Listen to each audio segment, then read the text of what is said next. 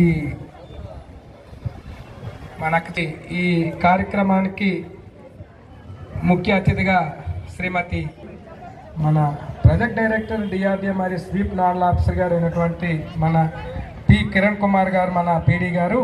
Are Gaddemma గారు, ED BC corporation నుంచి madam గారు, అదేవిధంగా శ్రీమతి డి. దయచేసి అందరూ అర్థం చేసుకోవాల్సిందంటే దీని కంటిన్యూషన్ ఈ కార్యక్రమం ముగిసినట్టు అవుతుంది.